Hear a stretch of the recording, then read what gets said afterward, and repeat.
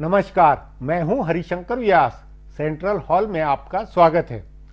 Supreme court ने भारत के cricket प्रशासन पर डंडा चला दिया है। यह डंडा नेताओं और खेलों के ठेकेदारों पर गहरा है। यो न्यायमूर्ति टीएस ठाकुर और न्यायमूर्ति खलीफुल्ला की बेंच ने बीसीसीआई में सुधार के लिए लोधा समिति की सुझाई सिर्फ बेहद आवश्यक सिफारिशों पर ही अमल को कहा है, मगर इनसे भी बीसीसीआई का चरित्र निश्चित ही बदलेगा। जैसे आईपीएल अब बीसीसीआई के नियंत्रण से अलग होगा। कोई मंत्री या नौकरशाह बीसीसीआई का सदस्य नहीं बन सकेगा।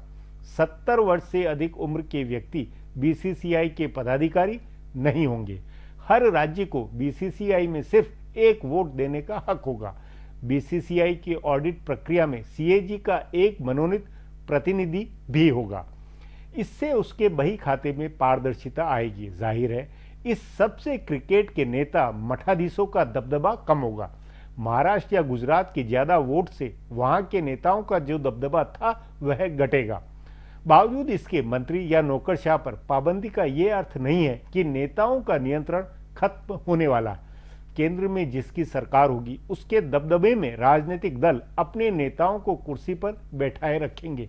यह नहीं होने जा रहा है कि भाजपा के अनुराग ठाकुर या कांग्रेस के राजीव शुक्ला, शरद पवार आदि की छाया से बीसीसीआई बाहर निकल आए। सवाल है, सुप्रीम कोर्ट के आदेशों के अमल से क्रिकेट प्रशासन धांधलियों से क्या मुक्त हो सकेगा? पैसे, ग्लैमर और सट्टे की जिन काली बातों में क्रिकेट बदनाम हुआ था, उससे क्या मुक्ति मिलेगी? आज इस पर चर्चा है, मगर उससे पहले गपशप और खास सुर्खियां है। शुरुआत सियासी गपशप से करते हैं।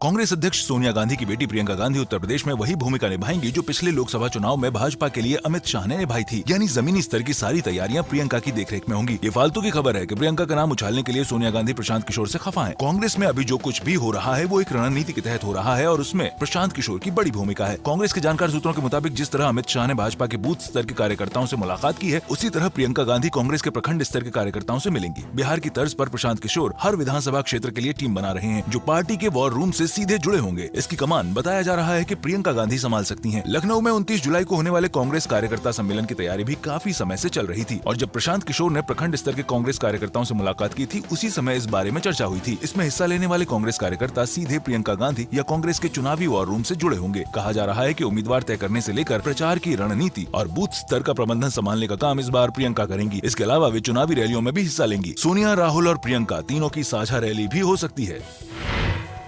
उत्तर प्रदेश में गंभीरता से चुनाव लड़ने वाली चारों पार्टियों का जातीय रुझान जाहिर हो गया है। मायावती की बहुजन समाज पार्टी में 100 मुस्लिम और करीब इतने ही दलित उम्मीदवार होंगे, तो मुलायम सिंह की पार्टी सपा के उम्मीदवारों की सूची में भी करीब 100 मुसलमान और इतने ही यादव होंगे। भाजपा की सूची में सबसे ज्यादा संख्या गैर यादव, अति पिछड़ों और अति दलितों की होगी, तो कांग्रेस की सूची में सवर्ण, मुसलमान और दलित की होगी। सपा जिस तरह से यादव और बसपा जैसे दलित की राजनीति करती है, वैसे ही कांग्रेस सवर्ण की राजनीति करेगी। बताया जा रहा है कि कांग्रेस पार्टी चुनाव से पहले गरीब सवर्णों के लिए आरक्षण का ऐलान कर सकती है। गुजरात में भाजपा की सरकार ने इसे लागू किया तो कांग्रेस ने आगे बढ़कर इसका समर्थन किया। उत्तर प्रदेश की सवर्ण राजनीति के तहत 10% सवर्ण आरक्षण का वादा कांग्रेस को बाकी पार्टियों से अलग करेगा। इससे पहले कांग्रेस ने मुख्यमंत्री पद के लिए ब्राह्मण चेहरा घोषित कर दिया है और चुनाव अभियान समिति की कमान ठाकुर नेता को सौंपी है। प्रदेश अध्यक्ष भी राज बब्बर है जो जाति निरपेक्ष है। इसके स्टार प्रचारक सोनिया, राहुल और प्रियंका गांधी होने वाले हैं। जाहिर है कांग्रेस ने उत्तर प्रदेश के सवर्ण मतदाताओं को मैसेज दिया है कि हाशिए पर चले गए समाज को कांग्रेस ही राजनीति की मुख्य धारा में ला सकती है। नवजोत सिंह सिद्धू ने राज्यसभा की सीट से इस्तीफा देकर पंजाब की राजनीति में बड़ी उलटफेर की संभावना जगाई है, लेकिन उनके आम आदमी पार्टी में शामिल होने से पहले ही पार्टी के कई नेता उनका विरोध करने लगे हैं। पार्टी के सांसद और हास्य कलाकार भगवंत मान ने बताया जा रहा है कि सिद्धू का विरोध किया है। मान अपने को मुख्यमंत्री पद का स्वाभाविक दावेदार मान रहे हैं, क्योंकि वे आम आदमी पार्टी के एक बड़ी पार्टी के रूप में उभरने से पहले से उसके साथ जुड़े हुए हैं। इसलिए वे नहीं चाहते कि पार्टी की ओर से सिद्धू को मुख्यमंत्री पद का दावेदार बनाया जाए। आम आदमी पार्टी के पंजाब के प्रदेश अध्यक्ष सुच्चा सिंह छोटेपुर भी सिद्धू के पक्ष में नहीं है। उन्होंने सिद्धू के विरोध में एक कदम आगे बढ़कर बढ़कर कहा है कि वे एक मामले में सजा पा चुके हैं, इसलिए उनको पार्टी की टिकट नहीं मिल सकती। जब आपके नेता ही उनको आरोपी और सजा याफ्ता बता रहे हैं तो फिर वे प्रचार कैसे करेंगे और उन्हें टिकट किस तरह से मिलेगी? सिद्धू का विरोध करने वाले कुछ नेता पार्टी संविधान का हवाला दे रहे थे, जिसके मुताबिक एक परिवार से 2 लोग चुनाव नहीं लड़ सकते हैं। इस आधार पर माना जा रहा है कि सिद्धू की पत्नी चुनाव लड़ेंगी और चुनाव के बाद वे सिद्धू के लिए अपनी सीट खाली कर देंगी। लेकिन उनका विरोध करने वाले अब उनके मुकदमे के आधार पर उनको रोकने में लगे हैं। अब आज की सुर्खियां ये लीक से कुछ हटकर है और इनसे देश की दशा दिशा को बूझ सकेंगे।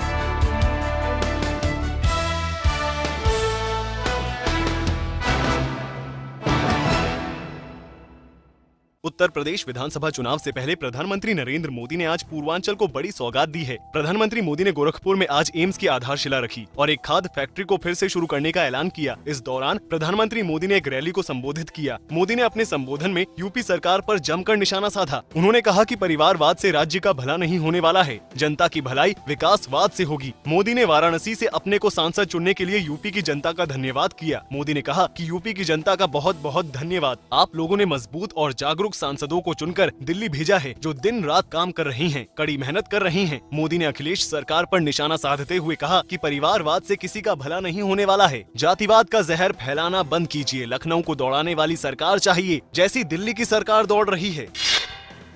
मुंबई के चर्चित आदर्श सोसाइटी मामले में आज सुप्रीम कोर्ट ने केंद्र सरकार को आदेश दिया है कि वो 1 हफ्ते में आदर्श बिल्डिंग को अपने कब्जे में ले ले। साथ ही अदालत ने ये भी कहा है कि फैसला आने तक आदर्श सोसाइटी की बिल्डिंग केंद्र सरकार की निगरानी में रहेगी और इस बिल्डिंग की सुरक्षा के इंतजाम भी केंद्र सरकार ही करेगी। दरअसल आदर्श सोसाइटी ने सुप्रीम कोर्ट में बॉम्बे हाईकोर्ट के इसी साल 29 अप्रैल के फैसले को चुनौती दी थी। गौरतलब है कि बॉम्बे हाईकोर्ट ने इस मामले में अपने फैसले में आदर्श सोसाइटी की बिल्डिंग को गिराने के आदेश दिए थे। मुंबई के कोलाबा में 31 मंजिल की आदर्श सोसाइटी बिल्डिंग सेना से जुड़े लोगों को और युद्ध विधवाओं के लिए बनाए गए थे, लेकिन अवैध तौर पर इसे कई वीआईपी को फ्लैट मिले थे, जिसका 2010 में खुलासा हुआ था। आम आदमी पार्टी के सांसद भगवंत सिंह मान ने लोकसभा का वीडियो पोस्ट करने पर बिना शर्त माफी मांग ली है, लेकिन स्पीकर सुमित्रा महाजन ने कहा कि माफी काफी नहीं है। स्पीकर ने कहा कि उनका वीडियो सुरक्षा के लिए गंभीर खतरा है। भगवंत मान ने बिना शर्त माफी मांगी और कहा कि मैंने ये जानबूझकर नहीं किया था, मैं नहीं जानता था कि ये इतनी बड़ी बात हो जाएगी। दरअसल संसद भवन का वीडियो बनाए जाने के विवाद को लेकर भगवंत मान जहाँ कल गुरुवार शाम को अपनी बात पर अड़े हुए थे और कह रहे थे कि उन्होंने कुछ गलत नहीं किया। मान ने कहा कि उनका मकसद संसद की सिक्योरिटी दिखाना या उसको खतरे में डालना नहीं था। गौरतलब है कि मान को स्पीकर ने समन जारी किया और लोकसभा में उनके खिलाफ विशेषाधिकार हनन का प्रस्ताव दिया गया है। इस मामले को लेकर आज संसद के दोनों सदनों में जोरदार हंगामा हुआ। ज्यादातर सांसदों ने इस मामले को सुरक्षा मुद्दे से जोड़ा और कहा कि उनके खिलाफ कार्रवाई होनी चाहिए। भारतीय वायुसेना का EN-32 विमान आज लापता हो गया है। ये विमान चेन्नई से पोर्ट ब्लेयर जा रहा था। बताया जा रहा है कि विमान में 29 लोग सवार थे। विमान में 12 भारतीय वायुसेना के जवान, 6 क्रू मेंबर, 1 नौसैनिक, 1 सेना का जवान और एक ही परिवार के 8 सदस्य मौजूद थे। ये विमान चेन्नई के पास तंबारम एयरबेस से सुबह 8:30 बजे पोर्ट ब्लेयर के लिए रवाना हुआ था और उसे 11:15 बजे के करीब पोर्ट ब्लेयर लैंड करना था। फिलहाल विमान की खोज और राहत के लिए वायुसेना और नौसेना के विमान लगाए गए हैं। एक P-8I और एक डोर्नियर को बंगाल की खाड़ी में भेज दिया गया है। 4 युद्धपोत, करमुख, घड़ियाल, ज्योति और कूथर को इस अभियान में लगा दिया गया है। पनडुब्बी भी तलाश में जुटी हुई है। जानकार सूत्रों के मुताबिक एयरक्राफ्ट से आखिरी बातचीत टेक ऑफ के 16 मिनट बाद हुई थी और पायलट ने कहा था कि सब कुछ सामान्य है। फिलहाल अब एक ब्रेक है, फिर खुलासा होगा।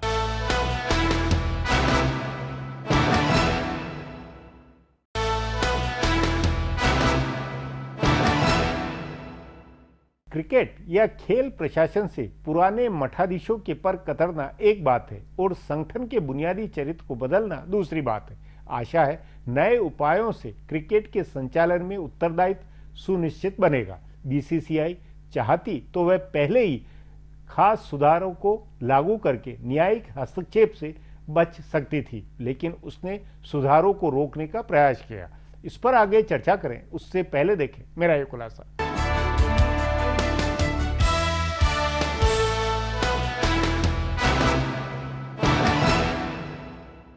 सुप्रीम कोर्ट ने मिशन बनाकर भारतीय क्रिकेट प्रबंधन को बदलने का फैसला किया और आखिरकार उसमें बदलाव के लिए की गई सिफारिशों पर अमल का निर्देश दे दिया। इसके लिए पहले सर्वोच्च अदालत ने एक retired chief justice RM Lodha की अध्यक्षता में कमेटी बनाई और फिर उसकी सिफारिशों पर सुनवाई करके उसमें से ज्यादातर सिफारिशों को 6 महीने में लागू करने का आदेश दे दिया। सो अब बड़ा सवाल है कि इन सिफारिशों को लागू करने से क्या भारतीय क्रिकेट का प्रबंधन बदल जाएगा? कई राज्यों में नेताओं की बजाय पेशेवरों के हाथ में प्रबंधन की कमान समान है, लेकिन उससे कोई बड़ा गुणात्मक बदलाव आ गया हो, इसकी मिसाल नहीं है। भारतीय क्रिकेट के कोच बनाए गए अनिल कुंबले खुद भी कर्नाटक क्रिकेट एसोसिएशन के अध्यक्ष रहे हैं, लेकिन उनके अध्यक्ष रहते भी कामकाज उसी ढर्रे पर चलता रहा जिस पर पहले चलता था। तभी यह मान लेना कि मंत्रियों को क्रिकेट प्रबंधन में नहीं रखा जाएगा या नौकरी कर रहा कोई IAS अधिकारी क्रिकेट का प्रबंधक नहीं रहेगा तो सारी चीजें बदल जाएंगी, एक सदिच्छा से ज्यादा कुछ नहीं है। मंत्री नहीं रहेंगे क्रिकेट प्रबंधन में, लेकिन नेता तो रहेंगे। वैसे भी कितने मंत्री क्रिकेट प्रबंधन संभाल रहे हैं। इस समय क्रिकेट प्रबंधन का संभवतः कोई भी पद किसी मंत्री के पास नहीं है। का दुक्का अपवादों के अलावा नौकरी कर रहे अधिकारी कहीं भी क्रिकेट प्रशासन में नहीं रहे हैं। जहाँ तक सुधारों का सवाल है तो एक बड़ा पहलू यह है कि भारतीय क्रिकेट में किस तरह के सुधार की जरूरत है। भारत का क्रिकेट बोर्ड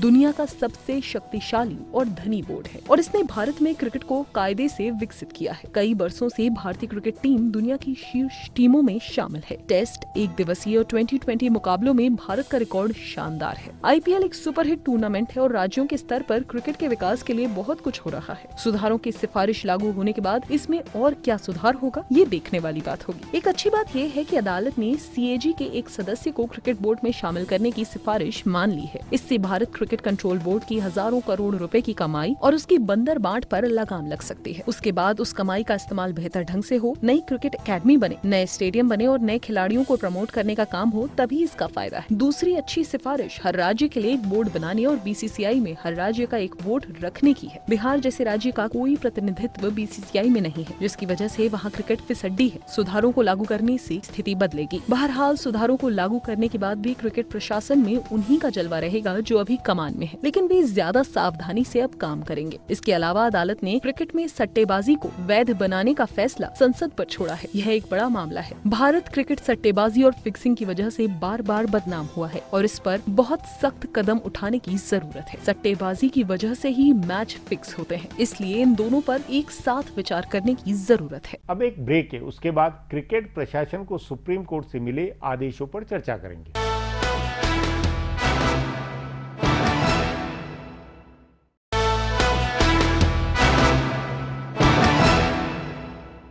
सुप्रीम कोर्ट ने क्रिकेट मैचों के प्रसारण के समय हर ओवर के बीच विज्ञापन दिखाने पर रोक नहीं लगाई है। ऐसे ही कोर्ट ने बोर्ड के सदस्य इकाइयों के बीच राजस्व बंटवारे के मौजूदा तरीके को बदलने का आदेश नहीं दिया।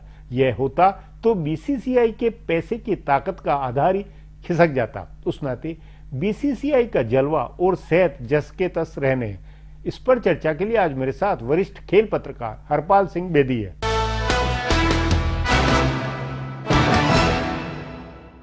बेदी जी, सुप्रीम कोर्ट ने BCCI को बदलने के लिए जो डायरेक्शन दिए हैं, जो आदेश दिए हैं, उससे क्या लगता है कि आपको क्रिकेट का जो अपना यहाँ का प्रशासन है उसकी सचमुच बुनावट में, चाल चेहरे चरित्र में कुछ बदलाव आएगा? ना सिर्फ क्रिकेट में आएगा, सारे खेल में, सारे खेल जगत भारत के जितने फेडरेशन में आएगा।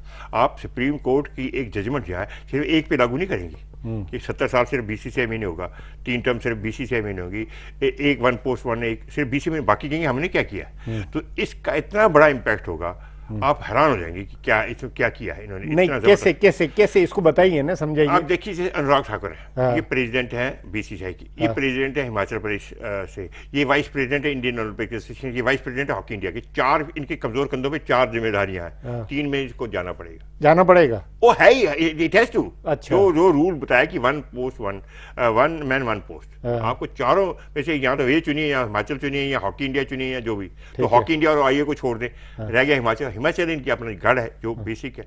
इसी के जितने भी नहीं, तो वो फिर वो हिमाचल के रहेंगे या फिर BCCI, वो दोनों दे सकते हैं? नहीं, दोनों नहीं, एक रहेगा। एक रहेगा, एक। ये बड़ा इंटरेस्टिंग चीज हुई। नहीं, पर अगर जैसे राज्यों के प्रमुख है, राज्यों के प्रमुख में से ही तो वो कोई अध्यक्ष चुना जाएगा, तो उस नाते दोनों रहेंगे। नहीं, जब आप अध्यक्ष चुनेंगे, आपने सही कहा मेंबर, तो फिर आपको राज्य का छोड़ना पड़ेगा। तब तो इसका मतलब बहुत भारी चेंज हो जाएगा। बहुत जबरदस्त चेंज है ना। बड़े लोग तो अब ये हंस रहे हैं कि कौन बनेगा, क्योंकि जब आपने सब ताकत पावर ले लिए, पैसे के लिए CAG बिठा दिया, ये कमेटी बना दी, सारी कमेटियां तोड़ दी, तो जब आप हेरा फेरी कुछ नहीं रहेगी, अरबों रुपए का जो माल है वो फिर कौन बनेगा। 70 साल आप शरद पवार गए, फारूक अब्दुल्ला गए, जो नेम इट। और सबसे बड़ा इस पर खूबसूरत कमेंट आया श्रीनिवासन का, जिसको हमने 2 साल से गाली दी। उन्होंने कहा भगवान ने मेरी सुन ली। खुद वो 71 साल के बड़े कट्टर तमिल ब्राह्मण है, उन्होंने भगवान को लाया कि मेरा बेड़ा, ये वर्ड है उनका, मुझे डुबोना चाहते थे, मेरा बेड़ा गर्क करना चाहते, अपना हो गया है। कहाँ गया शरद पवार, कहाँ गया ये जो भी थे। और उन्होंने कहा कि वेस्ट जोन में 7 वोटें होती थी, 3 बॉम्बे में, 4 बॉम्बे में, 3 गुजरात में, 7 अब 2 रह गई। मेरे भगवान ने सुन ली, मैं तो गया है। तो अच्छा उसका क्या होता था, 7 जिसको मिल जाती थी ये वोटें, उसके बाद 3 वोटें उनको चाहिए थी गवर्नमेंट की, रेलवे सर्विसेज यूनिवर्सिटी, और रेलवे उनकी वोट ही खत्म हो गई। अच्छा खत्म हो गई वो तीनों की। तो जो गवर्नमेंट का है उनकी कोई वोट नहीं है। तो अब इतना जबरदस्त मतलब ये कि न सरकार एक तरह से फैसला करवा सकती है और न कोई एक काकस बन के फैसला नहीं हो सकता। तो काकस टूटी है ना, मतलब काकस बहुत इस व्यवस्था का बाकी खेल संगठन में कैसे क्योंकि तो लोढ़ा समिति की लोढ़ा है ना, तो ये उन्होंने भी आइडिया दिया कि आप कोई आएगा, कोई भी जाके PIL फाइल करेगा कि हम क्यों सफर करें कि एक मंत्री है या कोई है वो मिनिस्टर बन गया, वो किसी संघ का भी अध्यक्ष है और मंत्री भी है, अगर ये BCCI में लागू होता है तो हम पर क्यों नहीं लागू होगा। बिल्कुल सही। तो अब इसमें एक और बड़ी प्रॉब्लम है, ये मैं आपको ये बताऊं, 4 साल पहले एक स्पोर्ट्स कोड बिल लाया गया था जिसमें अजय माकन थे, उनको जलील किया, ह्यूमिलेट किया था कैबिनेट मीटिंग में। यही शरद पवार थे, यही फारूक अब्दुल्ला थे, राजीव शुक्ला थे, CP जोशी थे, सबने, और उस कोड बिल को फेंक दिया था। उसके बाद अजय माकन की नौकरी चली गई थी स्पोर्ट्स मिनिस्टर से, कि गवर्नमेंट नहीं मान रही थी। अब ऐसा हुआ कि सुप्रीम कोर्ट में आ गया। अब इसको एक चीज बदल सकती, यहाँ तो गवर्नमेंट का ऑर्डिनेंस वो क्यों लाएगी, गवर्नमेंट अपनी मुसीबत में फंसी है, या गवर्नमेंट लॉ बदले, उसमें कोई मतलब ही नहीं। तो जब अब गवर्नमेंट तो बिल्कुल दूर होगी ना। क्रिकेट जिस कारण से बदनाम हुआ, ग्लैमर हो, पैसा हो, सट्टीबाजी हुई, वो सब उन सब का क्या, क्योंकि उसको लेकर भी लोढ़ा समिति ने सिफारिशें दी थी। उस पर कुछ नहीं हुआ। उन्होंने 2 चीजें की, उन्होंने RTI, BCCI ने कहा जी हम तो गवर्नमेंट के नहीं है तो RTI हम पर नहीं लागू होता, और बैटिंग वो कहता है ये हमारे परव्यू से बाहर है। मगर एक बात उन्होंने बड़ी इंटरेस्टिंग की है, RTI की जगह उन्होंने CAG का ऑफिसर रख दिया मीट में। वो तो अकाउंटिंग के लिए, ऐसा झगड़ा किसका है, अकाउंटिंग का ही तो है, पैसे का ही है ना। ये क्या करते थे, बड़ा इंटरेस्टिंग है कि अब सपोज मैं नाराज हो गया या आप नाराज हो गए, तो किसी ने मीटिंग बुला ली जिसका मतलब ही नहीं था, बॉम्बे में बुला ली, चेन्नई में ला ली, आपको आने जाने का 5 स्टार होटल में रखे, ये करके 5-7 हज़ार रुपये 10 हज़ार रुपये आपका TADA देख चले। एक दिन की मीटिंग और 15-20-30 लाख खर्च कर देते, 10-15 आदमी खुश हो जाते थे किसी को। तो वो चीजों पर बहुत इम्पैक्ट पड़ेगा इसका। क्रिकेट को पैसे कमाने की मशीन बनाना, उसके कारण सट्टा के जो मतलब बदनामियों के जो दूसरे कारण थे वो तमाम, उन पर कैसे अंकुश लगेगा। उन पर तो आप गवर्नमेंट करेगी, अगर वो करेगी क्या अपना सट्टे पर कोई कानून बनाएगी। मगर ओवरऑल आप पर वो जो CAG और बाकी लगा दिए, डिसिप्लिनरी कमेटियां बना दी हैं, उससे बड़ा फर्क पड़ेगा। देखिए पर आपके अनुसार क्या ये सचमुच में आदेश को मान लेंगे, या ये अभी भी कोई रास्ते रास्ता निकालेंगे। आपने बिल्कुल सही कहा, बिल्कुल सही कहा, ये सब कहते हैं। मगर अब क्या अल्टरनेटिव क्या, उनका 6 महीने में करो। यहाँ तो 6 महीने में कोई ऑर्डिनेंस आ जाएगी, हम नहीं मानते, वो तो नहीं होता। नहीं ना, ऐसा यहाँ तो 6 महीने में कोई गवर्नमेंट नया, वो तो होता नहीं। तो जब 6 महीने में नहीं होगा तो आपको करना पड़ेगा। उन्होंने कहा 6 महीने के अंदर आपको करना तो अब आप लोग, अच्छा उसके बाद वो सबसे पहले अनुराग ठाकुर साहब ने कह दिया था, उनको ये नहीं पता ये होगा, उन्होंने कहा जी हम तो मानेंगे जो सुप्रीम कोर्ट का डिसीजन। तो पहले कह दिया था जब लोढ़ा कमेटी गई थी, उन्होंने सोचा साथ चेंज होगा। मैं इसमें बड़ी खूबसूरत बात हुई, दिसंबर में जब लोढ़ा कमेटी की रिपोर्ट आई तो उन्होंने BCCI ने इसको चैलेंज किया सुप्रीम कोर्ट में। उसमें शशांक मनोहर प्रेसिडेंट थे, तो शशांक मनोहर लॉयर थे, उनको पता लगा था इसमें होना कुछ नहीं। उन्होंने क्या किया, वो चलेगा ICC में, और जो हिंदुस्तान, उन्होंने एक को जो एग्रीमेंट बनाया था श्रीनिवासन साहब ने कि 3 कंट्री जो डोमिनेट करेंगी, ऑस्ट्रेलिया, इंग्लैंड और इंडिया, उसको तोड़ दिया। कुल मिलाकर आला स्तर पर भी अब सब एहसास हो गया कि भाई हमें प्रशासन, क्रिकेट BCCI बदलेगी, ये अब कंफर्म। सिर्फ वो बदलेगी, आपको ये मैं बता दूं, बाकी उसमें भी बदलाव होगा, इसमें बड़ा होगा, और इसमें आप देखिएगा बड़ा मजा आएगा। सबसे बड़ा मजा आएगा क्या, जो ये अधिकारी हैं या जो IAS ऑफिसर ये बनना चाहते थे या पॉलिटिशियन, क्या बनना चाहेंगे जब आपका पैसा ही खत्म हो गया जिस पर आप नजर, जिसके लिए आप जाते थे। ये नहीं करप्ट थे, बट यूज आप अपना इन्फ्लुएंस यूज करते थे। जब वो पावर आपसे निकल गया तो क्या आप बनने चाहोगे? अगर बनोगे भी एक या इसमें बनो या उसमें बनो, 2-2 रख नहीं सकते। पहले 6-6, कोई कबड्डी का बन गया, क्रिकेट का बन गया, हॉकी सारे ले लिए थे। मगर कई ऐसी फैमिलियां उसमें 6-6 बन गए, पूरी फैमिली स्पोर्ट्स स्टेट में अगर देखेंगे लोगों का, खैर वो जगह नहीं, इसका टाइम नहीं है उसी पर बात करें, मगर इसका बड़ा इंपैक्ट पड़ेगा, हिस्टोरिकल है। जी बेदी जी, बातचीत को यहीं समाप्त करेंगे। प्रोग्राम में आने के लिए बहुत बहुत धन्यवाद। हमारा प्रोग्राम अब यहीं खत्म होता है। आग्रह है प्रोग्राम पर अपनी राय HSVR hsvyas@nayaindia.com पर ईमेल करके बताएं या hsvyas@ट्विटर और Facebook/नया इंडिया न्यूज़पेपर पर जाहिर करें। अब सोमवार को फिर मिलेंगे इसी चैनल पर इसी समय।